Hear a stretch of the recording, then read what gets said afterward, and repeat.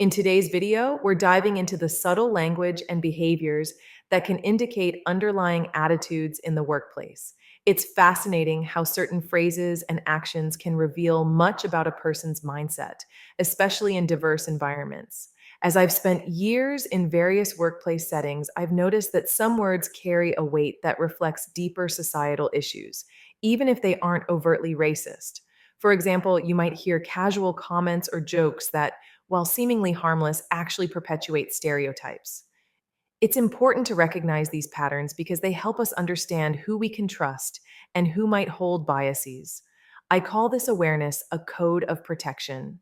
By being mindful of the language used around us, we can better navigate our interactions. Ultimately, many people are adept at using coded language, often without realizing the implications. This video aims to shed light on these behaviors and encourage us all to be more conscious of the words we choose and the messages they send. Building your own code of protection is essential in today's world. Protection extends beyond the physical, it encompasses mental and spiritual well being. In environments where harmful ideologies persist, creating a personal code helps individuals navigate and confront these challenges.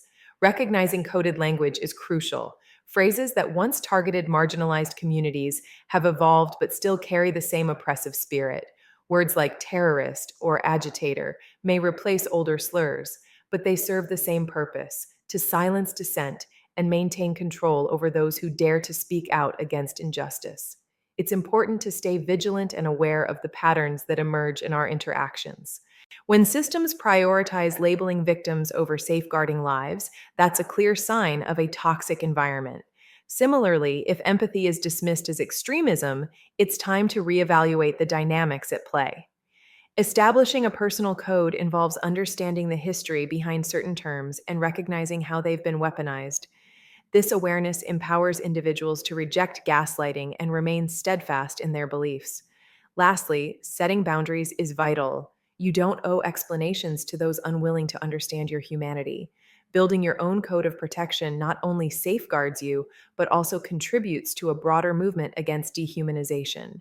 There has always been a word for people who do not bow to racism, who dare to love, protect, or stand beside Black life.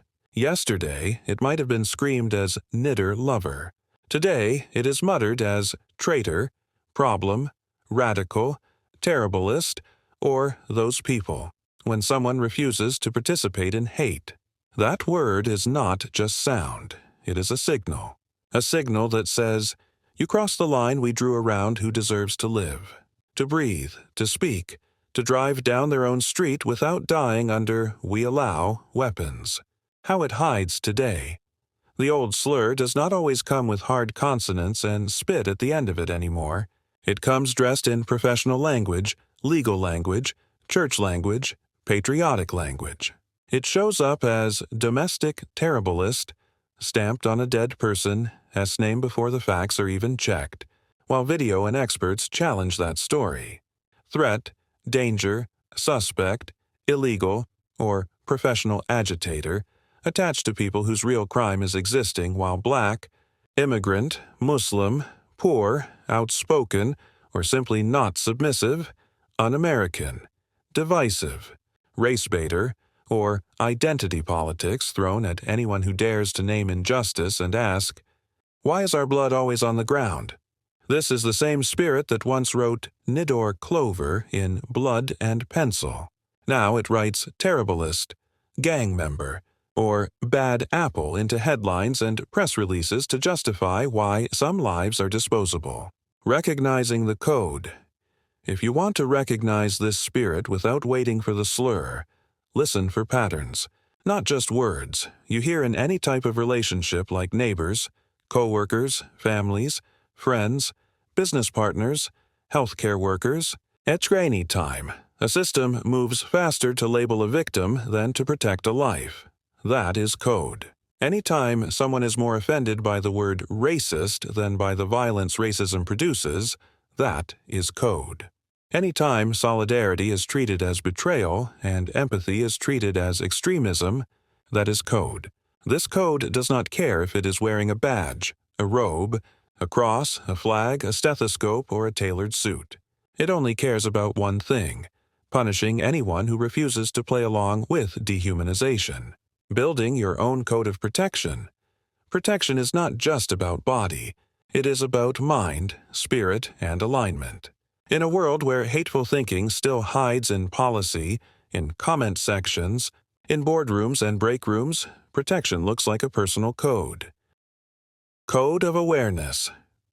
Know the history of the words and systems that target you, so you are not gaslit into thinking you are too sensitive when you feel the threat in a polite tone.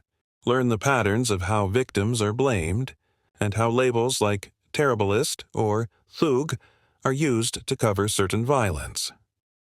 Code of boundaries. You do not have to explain your humanity to anyone committed to misunderstanding it.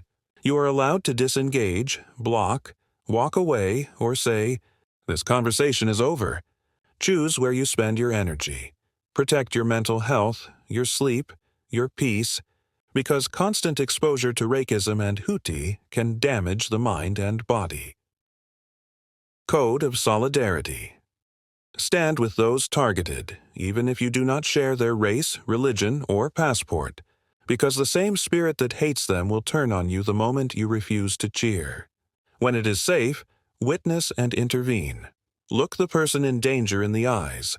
Ask what they need, document, call for help, and refuse to let hate operate unchallenged in silence.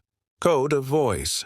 Use your platforms, your art, your conversations to speak truth, not to convince the hateful, but to strengthen the ones who are questioning and the ones who are tired.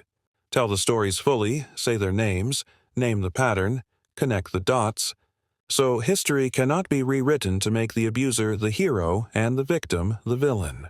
Closing. Choosing who you will be at the end of the day. Each person must decide who they will be in the face of this spirit. Some will choose to be silent because silence feels safer. Some will choose to be spectators, filming but never feeling. Some will choose to be the ones who sign the papers, pass the laws, or pull the trigger and call it just doing my job. But there is another choice: to live on code. A code that says, I will not hate who you hate just to be safe.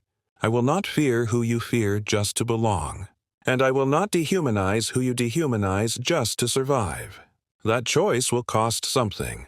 In some eras, it cost people their jobs, their reputations, even their lives. Today, it may cost comfort, connections, or perceived safety, as we see when people who stand near the oppressed are mislabeled, smeared, or targeted.